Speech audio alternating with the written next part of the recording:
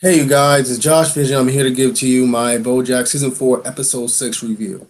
So I'm going to start off with the Diane, Todd, Princess Carolyn, and Rutabaga storyline, and then I'm going to end it off with BoJack's storyline, for the finale. So pretty much Todd and his new fiance, Courtney Pornier, they basically tell Princess Carolyn that she has a new agent.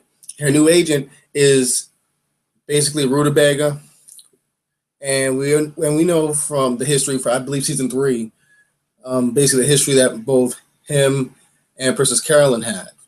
So obviously there's a little bit of tension. Well, at least on Princess Carolyn's side of the table. So, anyways, they discuss this whole thing about Todd and Courtney getting married, so that way it gets more get more press, attention, for her new movie that's coming up.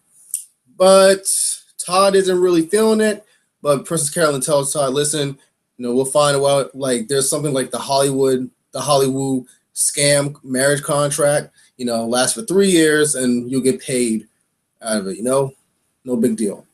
So Todd is basically, I think he goes to his asexual dinner with his friends, and he's talking about his marriage, saying asking them how they felt.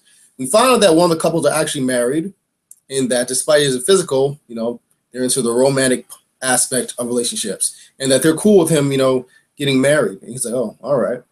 So pretty much later on, we have Todd having this really interesting conversation with Diane, and Diane tells Todd that marriage is kind of a farce. You tell each other that y'all gonna be together forever, but you guys don't really know if that's true. But maybe it's just the belief that's important. That even though it's a lie based on real or true, essences, it's kind of like, despite through the disappointments, the arguments, the BS, maybe like I said before, is the belief is more important, or you should delude yourself into that belief. And she's like, did you get what I'm saying? And Todd's kind of lost. He's kind of like, I guess. And he leaves off or whatever. So he tells Princess Carolyn and Rutabaga, who were able to convince Meryl Streep not to get married, not to have a retirement party the day that Todd and Courtney was originally supposed to be married, so that way they get all the press and all that stuff. Todd tells him he doesn't want to get married, gives him the reason, basically the same stuff that Diane said, and they were just kind of like surprised and shocked. I believe Princess Carolyn was saying, okay, let's try to work on something else, but, Rutabaga is a jerk, and he said he has to go, see his kids, whatever. But I think Princess Carolyn's like, hey, I understand that, but we really have to do this, If you go away, I have to do like double the work. He's like, I care about my kids more. So he leaves off.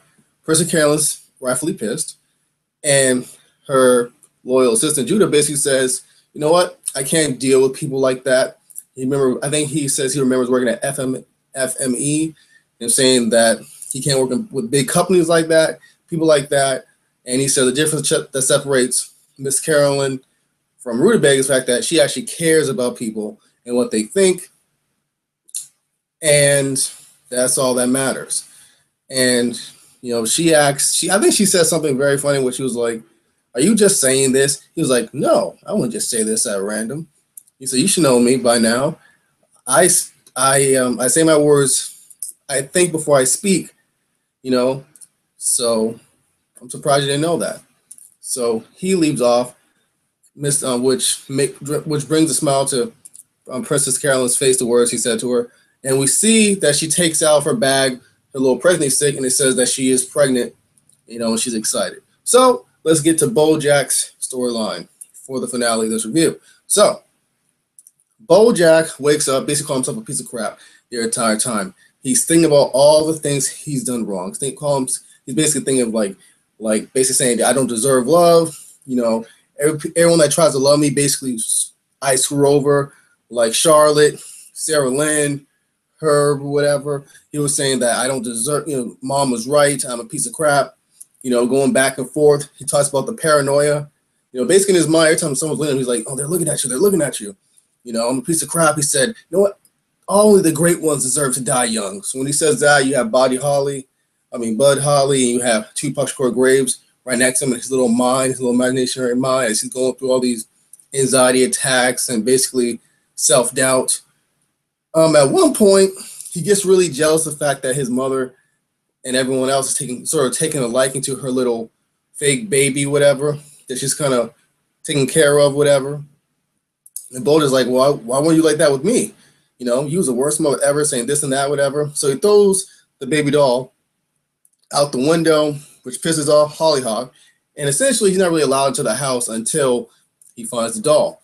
So he's on the bar. Once again, you know, basically in misery. So he suggests, you know what, who can help me? Princess Carolyn? No, she hates me. Todd? No. Diane, responsible, reliable Diane. So he wakes up, literally, in Mr. Peanutbutter's house during his campaign. Everyone was all working and all that stuff. Surprisingly, Katrina wasn't there, and he's drunk, hammered. And Mr. Peanutbutter said, I'll tell Diana that you're here. And BoJack's like, no, she can't see me like that. She hasn't seen me since I came back. She can't see me like this. So he actually has Mr. Peanutbutter help him find the doll. We find out that it's actually at Felicity Hoffman's house, and she's pissed at BoJack because of the fact that BoJack one time cut her off during traffic. He got her fired from a movie, and during that AIDS thing, whatever, he basically was talking crap to her. You know, he had a live mic on. So he makes an agreement with her due to Mr. Peanutbutter's help that he would appear on one of her shows, I believe. So after that, we have BoJack return the doll to his mom. She goes to bed, and BoJack speaks with Hollyhock. And Hollyhock says something very poignant. You know, she says, you know that voice in your head when people think, you know, that either ugly, that voice in your head in which you constantly say to yourself, you're ugly, you're stupid, and all that. Does that voice ever go away? And BoJack, you know, lies and says, yeah. And you can just see the look on his face is like, God, she really is my daughter.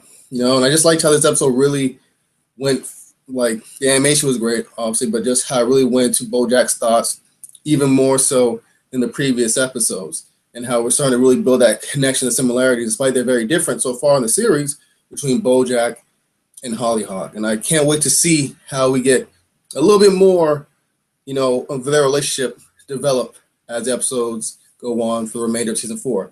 Thank you guys for watching this video. Like the video if you can. Subscribe to my channel. I greatly appreciate it. I'm going to have more reviews for you later on tonight. My reviews. Adios.